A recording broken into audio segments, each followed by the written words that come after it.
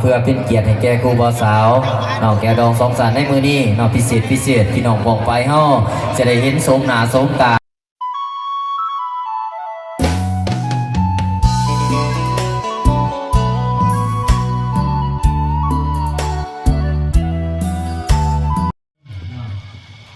พี่น้องบ้านนี่เปิดภาพมาก็อยู่พี่บ้านนี่บ้านกระปือเมืองท่าแต่งแข้งเสกองพี่น้องบ้านกระปือไปทั้งบ้านกระปือจุนะไปเสกองพี่น้องบ่าววงเองกะมางานดองพี่น้องทั้งเมียกะจะได้สิทายให้พี่น้องเบิ้งว่าเป็นจะได้พี่น้องกะพูนจอดรถไปยุพุ่นพี่น้องพูนทั้งเงินพูนทั้งพูนและทั้งบ้านไม่เท่าพูนแต่ว่าย่างมันกระบอกใกล้เราพี่น้องก็เลยว่ามันยุ่งยากก็เลยย่างมาอย่างว่ารถมันลายแหละมันตันเอาออกยากพี่น้องปั่นจากเมื่อเพื่อยากอีกเอากราบทักทายสบายดีเด้อสวัสดีFC พ่อแม่พี่น้องที่เคารพรักเบิดสุขสุขคนแล้วก็อยู่กับบ่าวผู้วงอีกเส้นเก่าเส้นเคยวันนี้บ่าวผู้วงสิพาพี่น้องไปเบิ่งว่าบรรยากาศการกินลองเป็นจะได้มาจะได้พี่น้องมาไปกันเลยพี่น้องทุกโอ้เสียพุ่มอยู่คนใดพี่น้องบ่าวผู้วงก็บ่มีบ่ได้ไปส่วนนี้พี่น้องก็ยังแล้วปีใหม่สงกรานต์แล้วก็มีแต่งานรองงานแก้วที่เป็นญาติพี่น้องต่างๆก็ตอนนี้ไปพี่น้องเนี่ยป้ามีสวนมีหัวมีสวนคือกันทั้งพี่พาพี่น้องย่างไป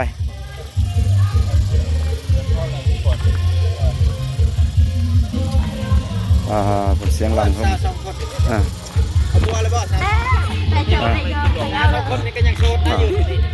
พวกน้องๆเพื่อนก็กำลังสิไปขึ้นกันเพื่อนไปงานดองบ่สบายดีเลยสบายพุ่นพี่น้องใส่สุดแบบเล่าเฮาปลาทุกพุ่นเห็ดคักแน่พวกพุ่นได้พี่น้องไปสิพาพี่น้องไปเบิ่งงานดองเป็นจังไรทั้งเมืองลาวทั้งฝั่งไทยสิคือกันบ่หรือว่าอยู่ต่างประเทศโอ้เสียงตู่ดังหึมเลยพี่น้องพุ่นโอ้อยู่ทางหน้าพุ่น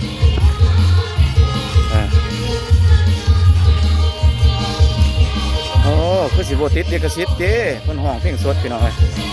บ่ฮู้ว่ามันสิผิดเด็กสิทธิ์กันหรือบ่เนาะ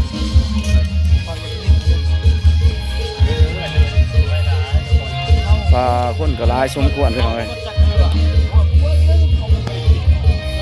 ก็บ่ฮู้ว่ายันเราเองก็เสียงตัวเดี๋ยวสิบางทีเบามันก็สิบ่ได้ยินพี่น้อง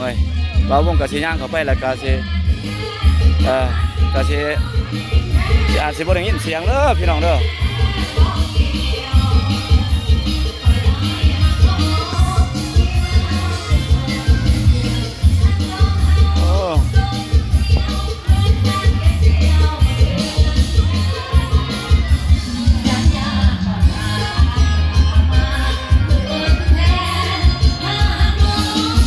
สมควรบ่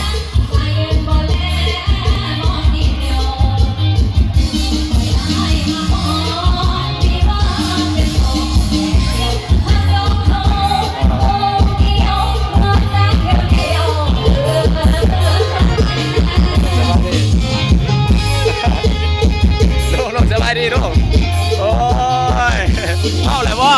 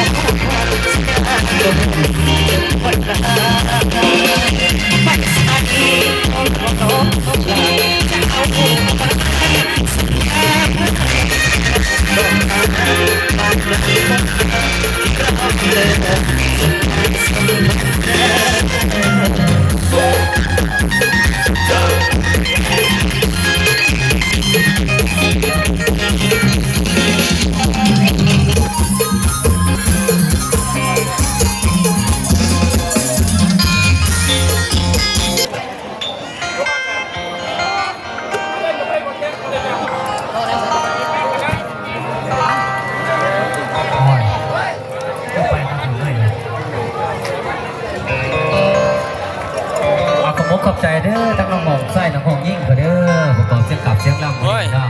ตัวนี้สมน้ำหน้าน้ำหลังเด้อเท่ดีเด้อครับผู้บ่าวสมไส้นี่อย่าว่าคนสื่อสมไส้อย่างนี้นี่นะผู้ใดสื่อสมไส้ยกมือขึ้นเด้อผมขอบใจเนาะไรผักไรส่วนต้องมาแวร์3 ปีเป็นผู้เอื้อนแม่นบ่จ่ายโอ้ยนะเมื่อกี้บอลก็โอ้ยพวกมาใหม่ๆมือว่านมันทำงานเมาข้ามเมื่อกี้บอลก่อนก็ได้โอ้ยไตส่วนเมื่อกี้บอลไปน้ำหนักลง5 โลเมื่อกี้บอลข่อยก็ได้เปิดก็ได้นอกช่วงนี้เด้อทั้งทีมงานที่ว่าบุคคลว่างก็ได้นอกช่วงนี้ที่ว่างานหลายพี่น้องปองไปเฮาบ่ว่าจะเป็นงานกินเลือดไหมงานมาหอดเจอตึกแล้วโอ้ยมือไหวกับพ่อกันขึ้นเก่าเงินก็ได้รักให้ฟ้าอีกใต้ข้อสูงโอ้ยพี่น้องปองไปเฮาเนาะมือว่านี่ไฟดับเบิดมือไปเสียพื้นที่ว่านั่งเขาเครื่องเสียงมือว่านี่ขึ้นหอดเขาเดิน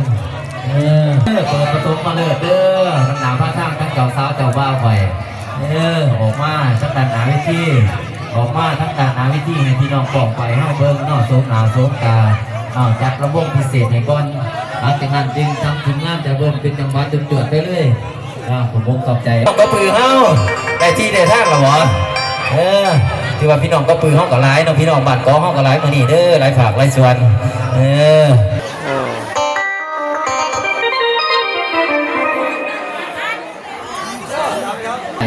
เนาะอยากจดแล้วเพราะว่าพี่น้องครอบครัวไล่ผักไล่ชวนก็อยากม้วนอยากซื้อแล้วอยากจังหวะที่ไปตึงตักเนาะช่วงนี้มันอยู่ซาคือว่าโบคับวันใดเอาไปจะได้ทั้งโต๊ะเลยบัวข่อยโอ้ยเปิดกันไปดีเด้อจอกก็อยู่นักห้องนี่โอ้พี่น้องเลยยกจอกเด้อเลยสบายดีเด้อนักห้องเด้อยูทูบเบอร์เด้อน้องสาวน้องชายไปเอารอบพิเศษก่อนเด้อเอาตะจอดเด้อได้จัดเด้อรอบพิเศษสบายดีเด้อหัวหน้าพงเด้อเลยโอ้มือคีย์บอร์ดเพิ่นตาเราสมควรนะคีย์บอร์ดเพิ่นก็ได้เอาวันนี้เนาะจะฝ่าเนาะที่ว่าเชิญท่านแกลองสั่งออกมาถ่ายรูปก่อนถือว่าเครื่องเสียงผลผสมผสานกันระหว่างของรุ่งเชิญเด้อพ่อน้องไม่ดองขอเด้อคนว่าออกมาถ่ายรูปก่อนแล้วจากนั้นแม่นผู้จิจวดให้เนาะเชิญไทยแกกูว่าสาวก่อนหลังจากนั้นแม่ทั้งทีมงานผู้จิจวดให้เลยบาดนี้เนาะหมดท่านนี่รอบปฐมมาเลยนี่จวดบ่ได้มือกี่บอลคอยว่านะขอบขอบใจทั้งพี่น้องบ้านน้องเราห้องกับมาหลายขอบขอบใจนะเสื้อพอดองไม่ดองคอยเนาะแกดองสองสันเสื้อเนาะได้ทีได้ทั้งแล้วอย่างไรมันหยุดอย่างไรมันขนาดเนาะบรรยากาศมันคมได้ทีได้ทั้งแล้วเสื้อจะปวดบ้องตาพายิ่งพาไส้เนาะเจ้าบ่าวเจ้าสาวอยู่เครื่องกลางเนาะเจ้าสาวอยู่เบื้องซ้ายเจ้าบ่าวอยู่เบื้องขวาท่านฝ้าเ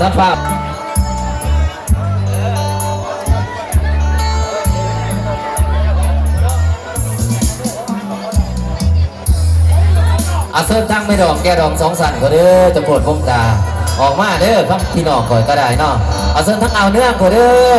นอนจะปวดพมตาพายิ่งนอนทั้งไม่เท่าลอยก็เด้อทั้งไปเท่าหน่อยก็เด้อเซิร์เนาะและอีกทีนึงเซิร์ทั้งอำนาจการปกครองบ้านกระปือเนาะทั้งคนพ่อบ้านเนาะท่านเลขาพ่อบ้านจันทราข่อยมาอยู่วันนี้มื่อนี้เนาะคนก็โอ้ยข่อยก็ได้นะมาเปิดพื้นที่ให้ลูกให้หลานนะเพื่อให้ลูกหลานมวนซื่นเนาะตามลำดับ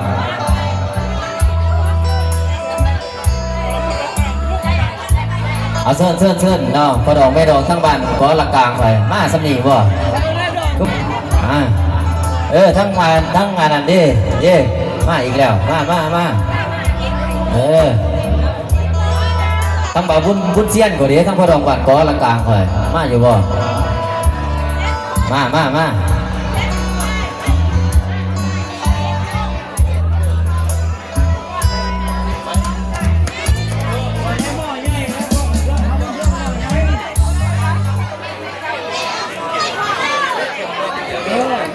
เชิญทั้งพ่อใหญ่เด้อพ่อเฒ่าฝันก็จะใส่ดีเนาะพ่อฝันข่อยเนาะ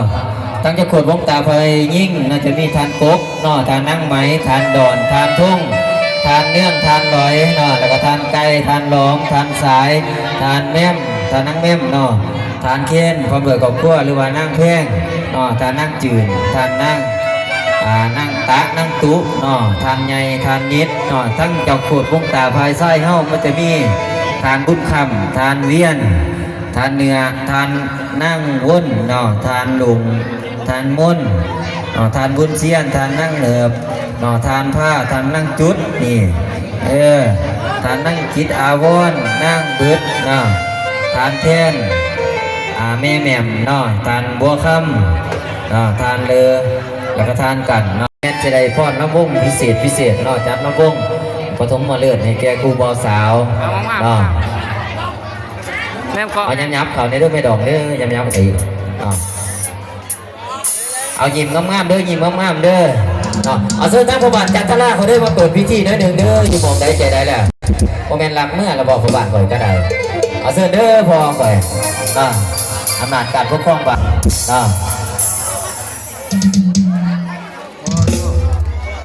ลายแท้เจ้าโขนวงตาเอาส่งตัวแทนมาบ่นี่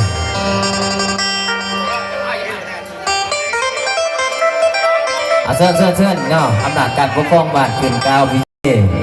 เพื่อเป็นเกียรติให้แก่ครูบอสาวเนาะแก่ดองสองสารในมือนี้เนาะพิเศษพี่น้องบอกไปเฮาจะได้เห็นสมหน้าสมตาเนาะแก่ดองสองสารพี่น้องบ้านก็ละพี่น้องทั้งกับปือเฮาลูกในบ้านร้านในสวนในมือนี้เนาะเป็นสกีพิญญาณนำกันเนาะถือว่าถูกต้องตามกฎหมายบ้านเมืองถูกต้องตามผิดข้อประเพณีผิด12ข้อ14ผิดนี้ข้อเกี่ยวเงานับถือมาแต่บูฮันนักการหรือว่านับถือมาแต่ปูเตญาพอแหละเพราะฉะนั้นแล้วเป็นได้เย็นเชิญทั้งอำนาจการปกครองบ้านเฮามาดึงเด้อเชิญเด้อท่านเลขาผักบ้านกับปือเฮา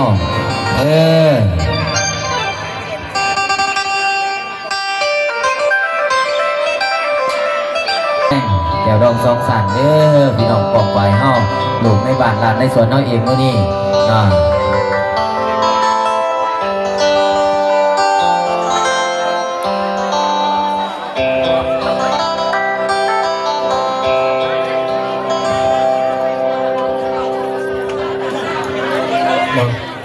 เอาน้องกำลังขอแสดงความเข้าใจน้ำเพียพ่อแม่พี่น้องเนาะทั้งโมทั้งมวลที่ว่าแต่ละบ้านแต่ละภาคส่วนที่ว่าได้มาห่วมในงานสร้างนั้นครอบครัวใหม่ของลูกของหลานเขาเนาะก็ข้าพเจ้ามีความอย่างยิ่ง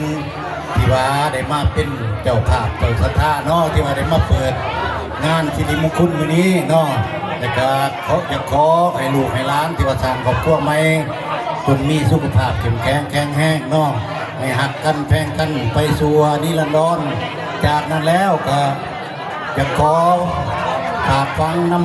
ำระวังแก้วดองสองท่านเนาะแล้วก็อยากให้มีความหักความแพงกันยิ่งขึ้นไปอีกเนาะเหตุอย่างไรลูกเต่าเขาทีมีความที่ว่าหักแพงกัน